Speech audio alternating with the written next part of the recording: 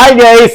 അപ്പോ നമ്മൾ ഇന്ന് അച്ഛനെ അമ്മ നേരെ ചെങ്ങന്നൂരിൽ നിന്ന് തിരുവനന്തപുരത്തോട്ട് ഷിഫ്റ്റ് ചെയ്യുന്നതിന്റെ ഭാഗമായിട്ട് ഞാൻ നേരെ ചെങ്ങന്നൂരിന് പോവാണ്. ഞാൻ ഇന്നലെ പറഞ്ഞായിരുന്നു അച്ഛൻ ചെങ്ങന്നൂരുണ്ട്, അവിടെ വീട്ടിൽ ചെന്ന് അവിടുത്തെ കാര്യങ്ങളൊക്കെ സെറ്റ് ചെയ്തുകൊണ്ടിരിക്കുക. അപ്പൊ ഞാനും കൂടെ ഇപ്പൊ നേരെ ചെങ്ങന്നൂരിന് പോകാൻ പോവാണ്. അച്ഛൻ ഇന്നലെ ട്രെയിനിനാണ് പോയത്, ഞാൻ ഇന്നിപ്പോ കാറിനാണ് പോകുന്നത്. ഇന്നിപ്പോ ഞാൻ ഉദ്ദേശിക്കുന്നത് സിയാസ് എടുത്തുകൊണ്ട് പോകാമെന്നാണ് ഉദ്ദേശിക്കുന്നത്.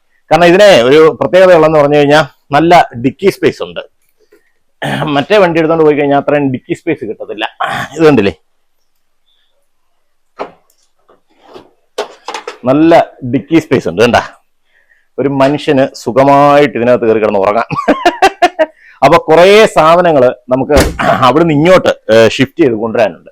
അപ്പോ കാറിനകത്ത് ഞാനിപ്പോ ഒരു 407 വിളിച്ചോണ്ടാ പോകുന്നത്, എങ്കിലും കാറിനകത്ത് നമുക്ക് വെച്ചോണ്ട് വരേണ്ട കുറച്ച് പ്രധാനപ്പെട്ട സാധനങ്ങളുണ്ട്. അപ്പൊ അതൊക്കെ വെക്കാനായിട്ട് നല്ല സ്പേസ് ഉണ്ട്. അതുകൂടാതെ തന്നെ നമുക്ക് അവിടുന്ന് കുറച്ച് സാധനങ്ങൾ അഴിച്ച് എടുത്തുകൊണ്ട് വരേണ്ടതുണ്ട്. അപ്പൊ അതിനുവേണ്ടി എടുത്താണ്ട് ടൂൾ കിറ്റും കാര്യങ്ങളൊക്കെ ഞാൻ എടുത്തിട്ടുണ്ട്. ബോഷിന്റെ ഒരു ടൂൾ കിറ്റും കാര്യങ്ങളൊക്കെ എടുത്തിട്ടുണ്ട്. അപ്പൊ തൽക്കാലം ഇത് രണ്ടെണ്ണം ഇതിനകത്തോട്ട് വെക്കാം.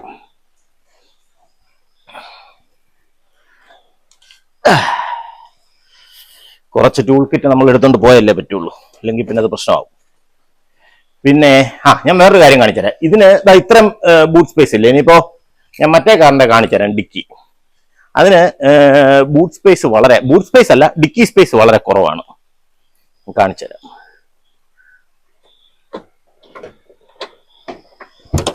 കണ്ടില്ലേ, ഇതിന് ഇത്രയുള്ളൂ ഡിക്കി സ്പേസ്. അപ്പൊ നമുക്ക് അത്യാവശ്യം സാധനങ്ങൾ കൂടുതൽ കയറുന്നത് സിയാസിലാണ്. അപ്പൊ അതുകൊണ്ട് അതെടുത്തോണ്ട് പോകാന്ന് വെച്ചത്. ഇനി വേറൊരു പ്രത്യേകതയുണ്ട്, നല്ല കിടുക്കാച്ചി മഴ പെയ്തോണ്ടിരിക്കുക, ഒരു നിവൃത്തിയില്ല.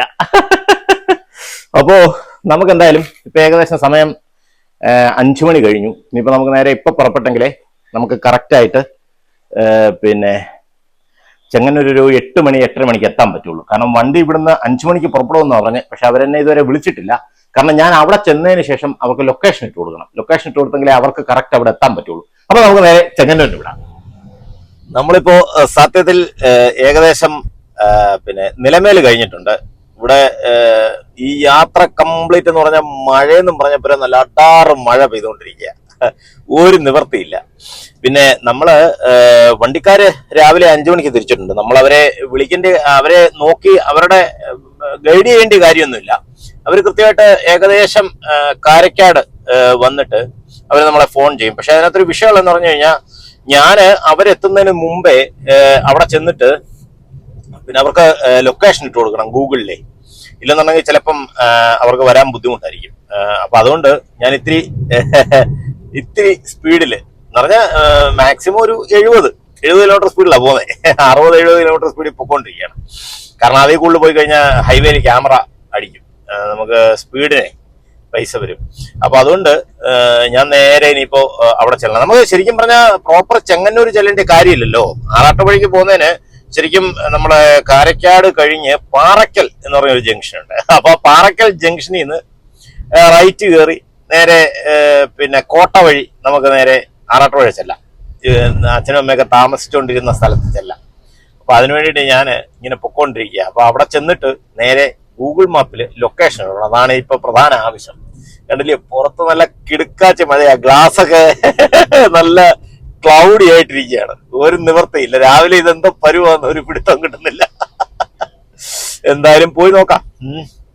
ഇനിയിപ്പോ ഇങ്ങോട്ട് വരുമ്പോ ഒരു ചെറിയ വിഷയമുള്ളതെന്ന് പറഞ്ഞു കഴിഞ്ഞാൽ, മഴയാണെങ്കിൽ ഈ സാധനങ്ങളെല്ലാം കൂടെ വണ്ടിയെ കെട്ടി വെച്ച് കഴിയുമ്പോ അവരുടെ ഈ ടാർപ്പയൊക്കെ കാണും, എന്നാലും അളിപൊളിയായിരിക്കും മൊത്തത്തിൽ. എന്തായാലും കൊള്ളാം. മഞ്ഞ് കാലത്ത് നല്ല മഴ. ഈ സമയമൊക്കെ ഇപ്പം ശരിക്കും പറഞ്ഞാൽ വൃശ്ചികമാസം അല്ലെങ്കിൽ നവംബർ ഡിസംബർ മാസങ്ങളൊക്കെ നല്ല മഞ്ഞ് കാണേണ്ടതാണ്. ഇനിയിപ്പോ വരുമായിരിക്കും മഞ്ഞ്. നല്ല വൈപ്പറും ഒക്കെ ഇട്ട് ഒരു വല്ലാത്ത അവസ്ഥയിലാണ് ഇപ്പൊ പൊക്കോണ്ടിരിക്കുന്നത്. അയ്യോ, ഒന്നും പറയണ്ട. എന്തായാലും ഇപ്പം മഴയ്ക്ക് കുറച്ച് ശമനമുണ്ട്, എങ്കിലും ചെറിയ ചാറ്റമഴയുണ്ട്. മറ്റേത് നല്ല ഇടിച്ചു കുത്തി പെയ്യായിരുന്നു. എന്തൊരു പരുവ് എന്തോ രാവിലെ. വല്ലാത്തൊരു തണുപ്പും. അത് തന്നെയല്ലേ, നമുക്കിപ്പോ ഈ തണുപ്പുണ്ടെങ്കിൽ AC ഇടാതെ പോകാനും പറ്റൂല. കാരണം ഫുള്ള് നമ്മൾ ഗ്ലാസ് കിളത്തിയിട്ടിരിക്കുകയല്ലേ. അങ്ങനെ നമ്മൾ ഏകദേശം പന്തളം കഴിഞ്ഞ് കുളനട മാന്തുക ഏകദേശം മാന്തുകയായി. ഇനിയിപ്പോ കാരക്കാടാണ് അവർ നിൽക്കാന്ന് പറഞ്ഞേ. കാരണം അവര് ഏകദേശം ഞാനൊരു അടൂര് ഒക്കെ എത്താറായപ്പോഴത്തേനും, അടൂര് ബൈപ്പാസ് കയറുന്നതിന് മുമ്പായിട്ട് അവരെന്നെ വിളിച്ചിട്ടുണ്ടായിരുന്നു. അവര് പന്തളം എത്തിയെന്നും പറഞ്ഞ് എന്നെ വിളിച്ചിട്ടുണ്ടായിരുന്നു. അപ്പം ഞാൻ അവരോട് പറഞ്ഞു, കാരക്കാട് ശ്രീധർമ്മശാസ്ത്ര ക്ഷേത്രമുണ്ട്, അപ്പോൾ ആ ക്ഷേത്രത്തിന്റെ തൊട്ട് ഫ്രണ്ടിലായിട്ട് നിന്നാൽ മതി, ഞാൻ ഇപ്പൊ അങ്ങ് വരാമെന്ന് പറഞ്ഞിട്ടുണ്ട്. അപ്പൊ എന്തായാലും നമുക്ക് മാന്തുക എത്തി. ഇനിയിപ്പോ ഏകദേശം എനിക്ക് തോന്നുന്നൊരു 2 കിലോമീറ്ററിനകത്തേ ഉള്ളൂ. അപ്പൊ ഞാൻ എന്തായാലും ചെന്നിട്ട് വണ്ടി കാണിച്ചു തരാം, നമ്മുടെ വണ്ടി ഏതാന്നുള്ളത്. ഞാനും ഇതുവരെ കണ്ടിട്ടില്ല കേട്ടോ. ഞാനും എക്സൈറ്റഡ് ആയിട്ടിരിക്കുകയാണ് വണ്ടി ഏതാണെന്ന് അറിയാൻ വേണ്ടിയിട്ട്. ഞാൻ വണ്ടി നേരിട്ട് കണ്ടിട്ടൊന്നുമല്ല ഇടപാട് ചെയ്തത്. നമ്മുടെ ഒരു കൂട്ടുകാരൻ മുഖാന്തരം വണ്ടി അങ്ങ് ബുക്ക് ചെയ്തു. അവരപ്പോ രാവിലെ എന്തായാലും എന്നാലും അവര് 5 മണിക്ക് തിരിച്ചതാണ്. അപ്പൊ ഏകദേശം ഒരു 7:15 ആയപ്പോഴത്തേന് എന്നെ വിളിച്ചു. അപ്പൊ ഒന്ന് ആലോചിക്കുക, 5ഉം 2ഉം 2-2.5 മണിക്കൂർ. ഈശ്വര, 2-2.5 മണിക്കൂർ ഇല്ല, 2.5 മണിക്കൂർ. കാരക്കാട് വരെയൊക്കെ അതുകൊണ്ട് എത്തുമായിരിക്കും, പന്തളം വരെയൊക്കെ അതുകൊണ്ട് എത്തുമായിരിക്കും. 2.5 മണിക്കൂർ കൊണ്ട് പന്തളം വരെയൊക്കെ എത്തുമായിരിക്കാം. പക്ഷെ എനിക്ക് അത്രയും പോരാ കേട്ടോ. ഞാൻ ശരിക്കും പറഞ്ഞ ഏകദേശം ഒരു 5:30 ആയി തിരിച്ചപ്പോ. അത് കഴിഞ്ഞിട്ട് ഇടയ്ക്ക് ഇറങ്ങി വഴിയിൽ നിന്ന് ഒരു ചായ കുടിച്ചു. അപ്പോ ചായയും കൂടെ കുടിച്ചിട്ട് ഇറങ്ങുമ്പോൾ ഒരു 10 മിനിറ്റ് അവിടെ പോയെന്ന് വെച്ചു. ഇപ്പോ ഏകദേശം 8 മണിയായി. അപ്പോ 5:30, 6:30, 7:30, 8. ഞാനും 2.5 മണിക്കൂർ കൊണ്ട് എത്തി കേട്ടോ. അത്രയും സമയം മതിയാവും. അവർക്ക് ഈ സ്പീഡ് പിന്നെ കൺട്രോൾ ചെയ്യാനുള്ള, അതായത് 55 കിലോമീറ്റർ സ്പീഡിൽ കൂടുതൽ ആ വണ്ടി പോകില്ല എന്നാണ് പറഞ്ഞത്. സ്പീഡ് കൺട്രോൾ ചെയ്യാനുള്ള സിസ്റ്റം ഒക്കെ അതിൽ തന്നെ ചെയ്തു വെച്ചിട്ടുണ്ട്. നമ്മളപ്പോ ഏകദേശം കാരക്കാട് എത്തി.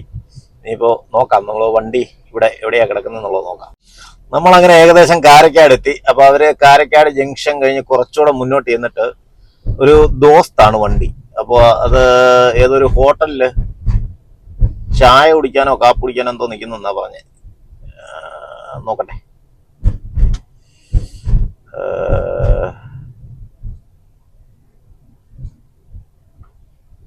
യെസ്, നമ്മൾ വണ്ടി കണ്ടുപിടിച്ചു. വലിയ വണ്ടിയൊന്നുമല്ല കേട്ടോ, ചെറിയൊരു വണ്ടിയാ കേട്ടോ. ഞാൻ പ്രതീക്ഷിച്ചത്ര വലിപ്പമൊന്നുമില്ല. ഞാൻ ഇപ്പൊ കാണിച്ചുതരാം. ഇതാണ് നമ്മുടെ വണ്ടി. കണ്ട ഈശ്വര, ഇതിൽ കൊള്ളാനുള്ള സാധനങ്ങളെ ഉള്ളൂ. എന്താണോ എന്തോ, ഏകദേശം ഇതിൽ കൊള്ളാനുള്ളതേ കാണത്തുള്ളായിരിക്കും. എന്തായാലും അവര് കയറ്റിക്കൊണ്ട് വരുമായിരിക്കും. നമുക്ക് നോക്കാം. അങ്ങനെ നമ്മള് ആറാട്ടുപുഴ എത്തി. പിന്നെ ഇനിയിപ്പോ വണ്ടിയൊക്കെ കയറ്റിയിട്ടു, 2 വണ്ടിയും കയറ്റിയിട്ടു. ഇനിയിപ്പം സാധനങ്ങളൊക്കെ ഷിഫ്റ്റ് ചെയ്യാനുള്ള നടപടികൾ നമ്മൾ തുടങ്ങാം. അകത്തിനിപ്പോ അച്ഛന് നേരത്തെ ഇങ്ങ് വന്നായിരുന്നു, ഒരു 6-6:30 ആയപ്പോഴത്തേന് അച്ഛൻ ഇങ്ങ് എത്തി. ഇനിയിപ്പോ സാധനങ്ങളൊക്കെ ചാക്കി കയറ്റാനുള്ളതുണ്ട്, കുറെ ഐറ്റംസ് കാറിനകത്ത് കയറ്റാനുള്ളതുണ്ട്, അങ്ങനെ കുറെ പരിപാടികളുണ്ട്.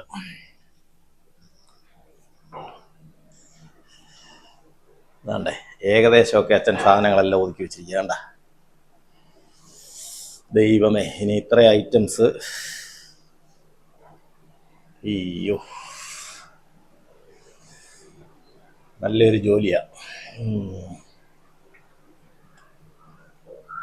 ഇനിയിപ്പോൾ അടുക്കളയിലൊന്ന് പോയി നോക്കാം. ഈ കട്ടിൽ നമ്മുടെ അല്ല.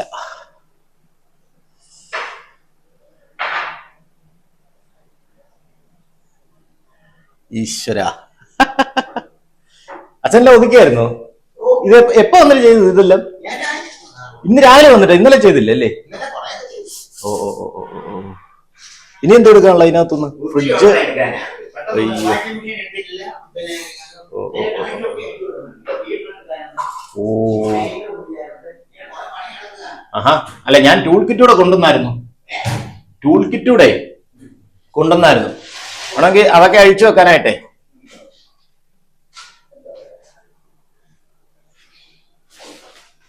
ഈ തയ്യൽ മെഷീനും എല്ലാം ഉണ്ടല്ലേ. ഡൈനിങ് ടേബിൾ നമ്മുടെ അല്ലല്ലോ. അപ്പൊ ഇനി എത്രയും പെട്ടെന്ന് സാധനങ്ങളെല്ലാം കയറ്റി വെക്കട്ടെ, നല്ല ജോലിയുണ്ട്. ഞങ്ങളങ്ങനെ ആറാട്ടുപുഴ എത്തി.